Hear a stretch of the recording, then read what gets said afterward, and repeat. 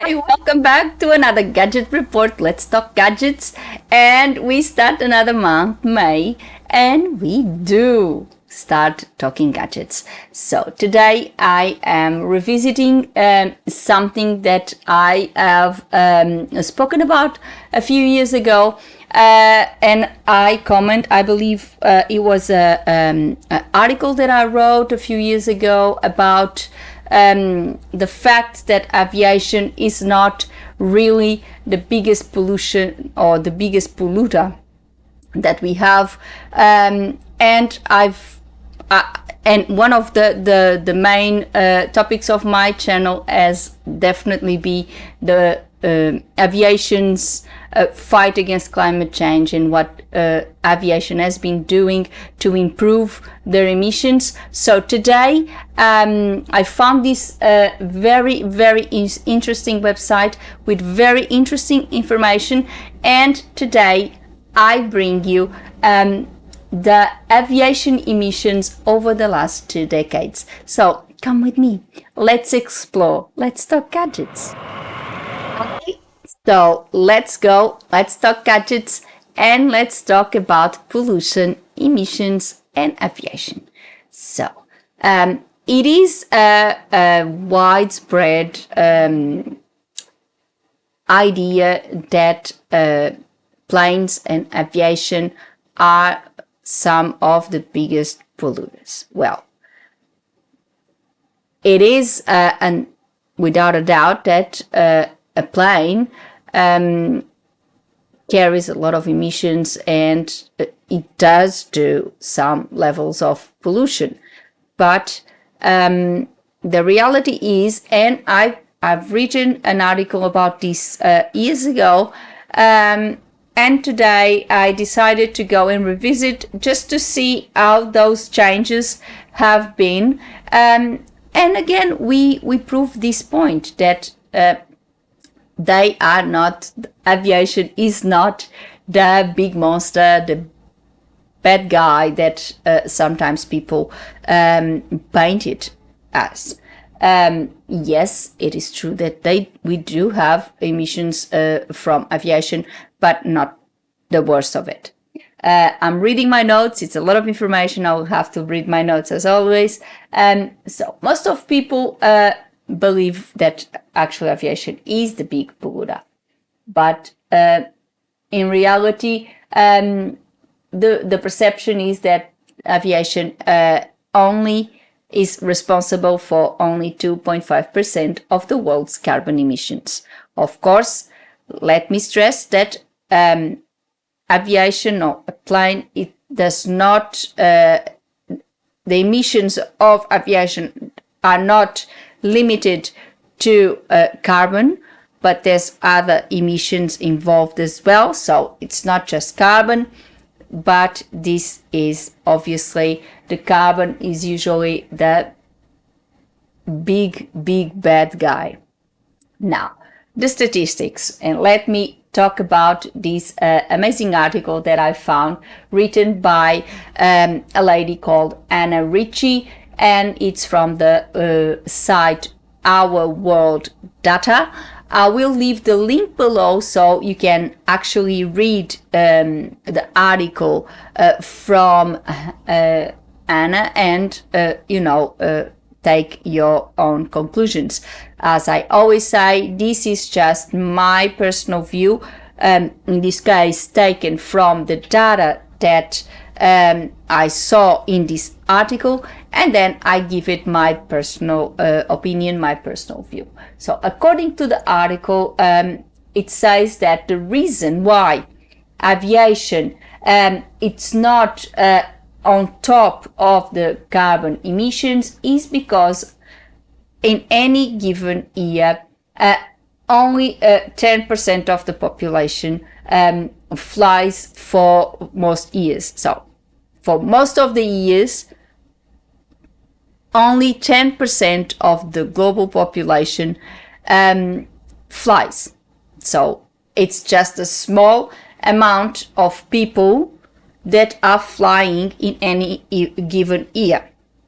So, and that obviously will translate in less emissions, because there will, imagine, if everyone wanted to fly, there would be more demand and there would be more planes in the air, and that would translate in more emissions. This is basically what this says, and it makes sense.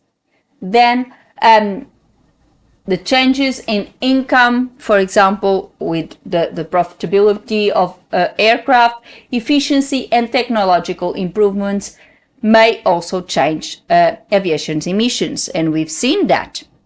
Now, let's see, according to the article, what the author found in relation to what has been the emissions over these 2 decades, and the improvements in technology, etc., and what was the outcome of all of this. So, it says that, and the article uses 3 essential metrics to calculate the aviation emissions from 1990 to 2021.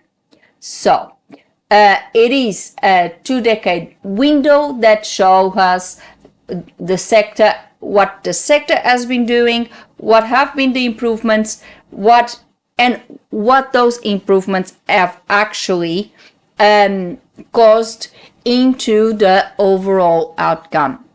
I think this was actually a very interesting thing, and I was very pleased in reading this article and with the data that it shows, because not only this is something that airlines and the industry as a whole can look into in order to keep changing, and perhaps improving the results, improving their statistics, but also because it is important to understand what has been happening and what has been the evolution of the sector, and in this case, in the last 2 decades. So, the graphics show, and I'll put the graphics in the here, somewhere around here. So, as you can see, the graphics show that the demand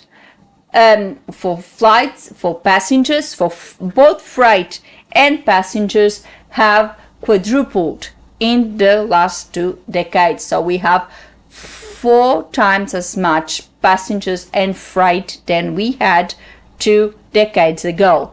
But energy efficient planes led to see a significant reduction in the energy intensity in passenger kilometers. So, as we know,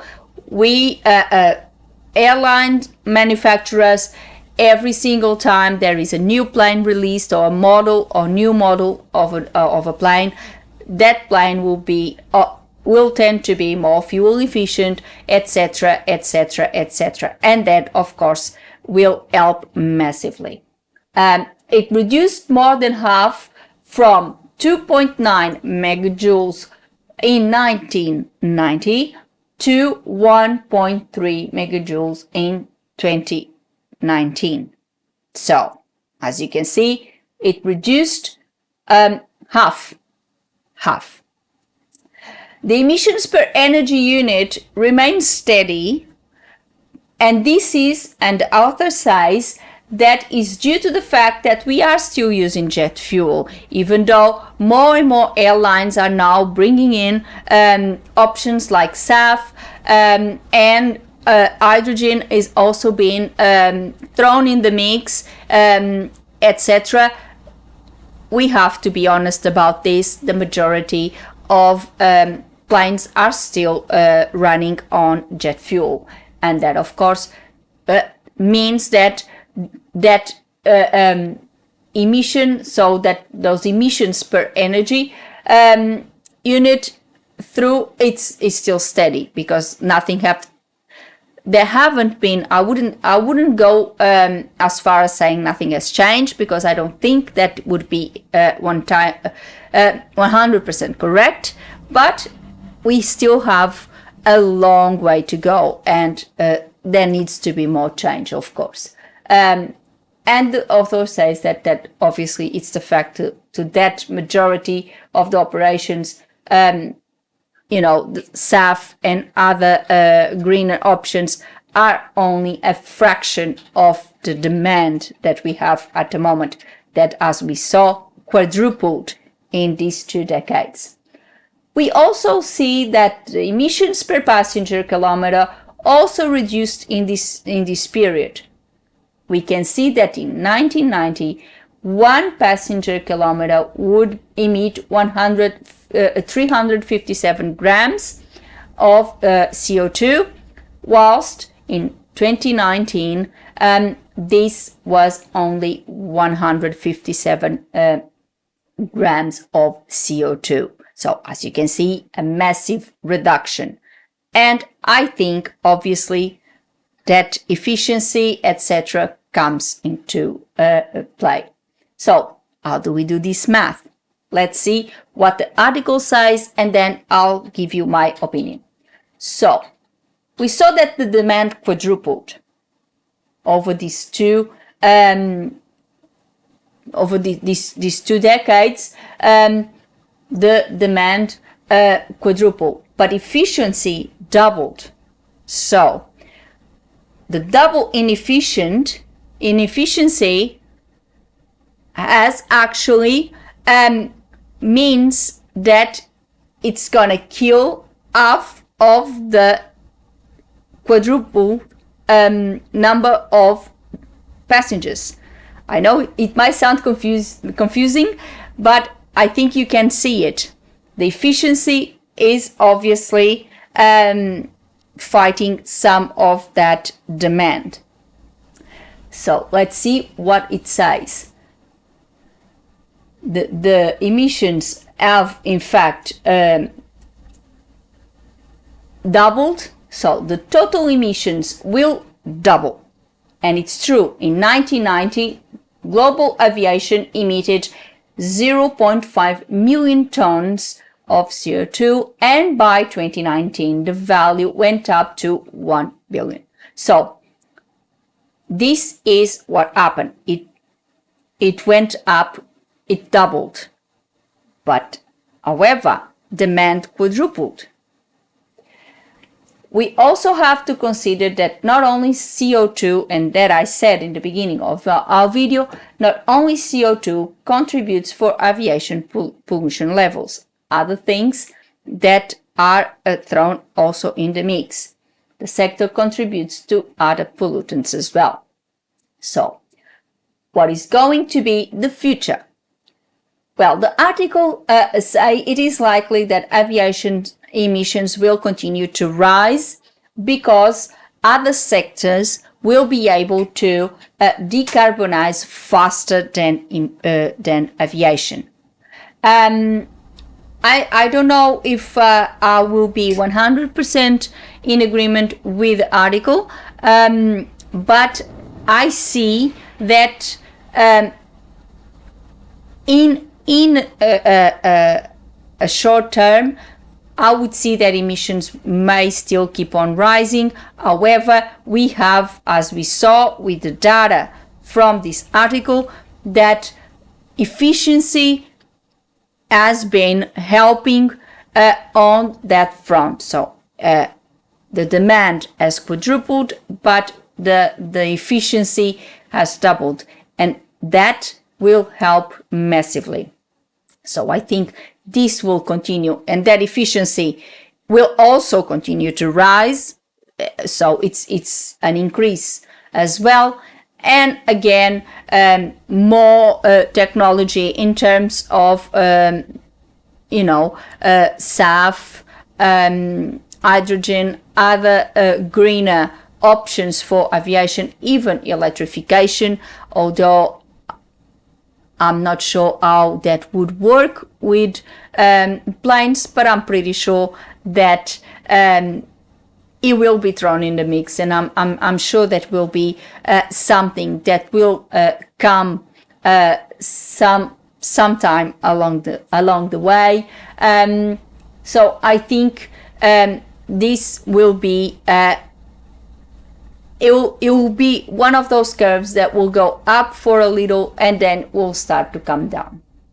However, the article says that we won't see a decrease until the sector ditches fossil fuels altogether and embraces things like electrification, biofuels, hydrogen, or even a combination. So that's why that's what the article says. Well, I agree in part with the article. I think, of course, once jet fuel is completely discontinued and we have other greener options as the majority, of course, that will translate in a massive decrease in emissions, and of course that will eventually lead to the decarbonization of aviation. I believe that airlines in the sector are making great progress.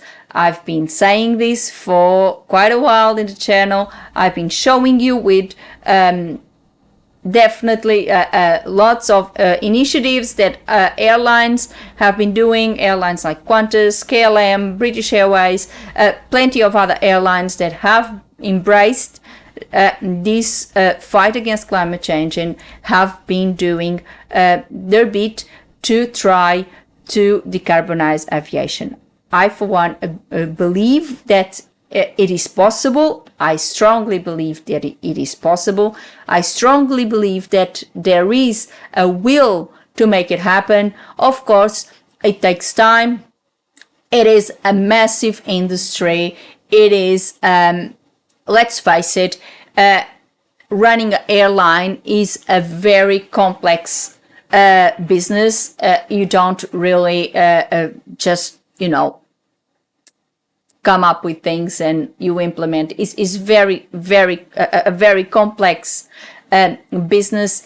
And I think most of airlines are doing the right thing and are trying to come on board with the fight against climate change. And I think aviation will eventually get there.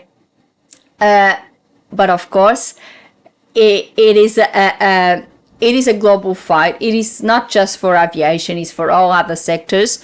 And of course, everyone needs to do their bit. And one of the things, for example, is if people don't really need to fly.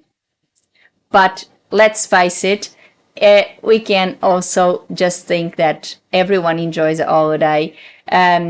So I would say let's embrace the green fuels, hydrogen, electric. I don't know in terms of aviation how that would be, but I think it would be a very interesting proposition. And of course, we already have SAF, we already have a lot of investigations and studies about hydrogen. So we just need to keep going and do our best bit. That's all for today. I hope you like this gadget report. I hope you like the little overview of what our gadgets have been doing to the world, and seeing that they're not as bad as some might think. However, there is a lot of work to be done still, and we know that. We can't really bury our heads in the sand and pretend that, okay, we're just responsible for 2.5%, so we are pretty good, so we're not going to do anything. That's not the case, and that's never what I advocate for. I know aviation has been doing a good job. At least they've been trying, and I'm pretty sure more needs to be done, and more indeed will be done to reduce these emissions and to decarbonize aviation, because that's the idea. That's what has been put forward. The two big manufacturers, Boeing and Airbus, have been on board with this for a while. As I said, a lot of airlines are on board with this. So it's just a matter of time because, as I said, it is a very complex sector. And this is the type of thing that doesn't happen overnight. Is impossible, I would say, to do such a change overnight. It will take time. But given that in 2 centuries we already seen the advance in technology and what that advance is doing, I think with time that will lead for more and more and more great results for everyone. If leave me a comment, what do you think about this? As I said, I'll leave the link for the article below so you can read its entirety and have and take your own conclusions, of course.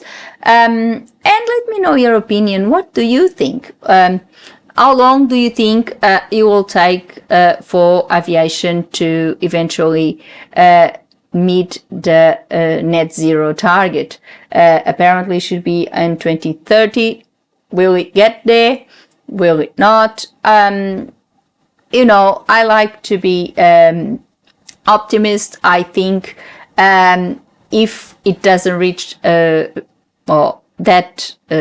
net zero target, it will be very close to it. I think the work has been done. Aviation has been working hard on this front, and I think something will happen, and more and more and more advances in technology. The article mentioned electrical. I have not seen anything electrical in aviation, but I promise you this, I'm going to search for it and I'm going to see if there is anything out there that I haven't seen yet.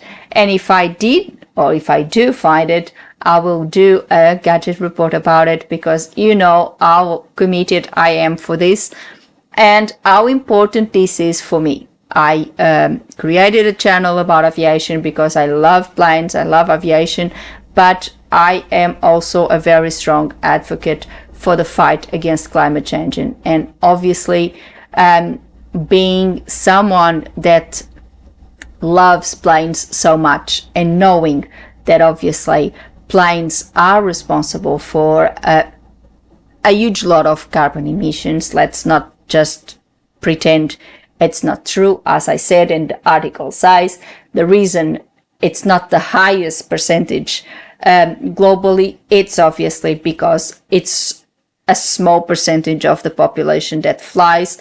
And if we compare the demand of, for example, what we have in terms of aviation with other sectors, such as, for example, the road freight sector, the cars, the transport, for example, industries, etc., of course, aviation is going to be is going to have a smaller representation, but it is emissions nonetheless, and of course they need to come down. So that's why I've been doing all these videos, and I have been talking about this because I think it's important, and because I think we all need to keep this fresh in mind, and we all need to do our bit. So if you have an opinion about this, if you know anything about electric planes, just please let me know, and I'll be very happy to do a gadget report. I'm sure, rest assured, I'm going to search for it and I'm going to find it. And of course, if you have any idea of any other topic that you would like to hear here on our gadget report, some gadget related topic, of course, let me know. You know, I'm always ready to talk gadgets.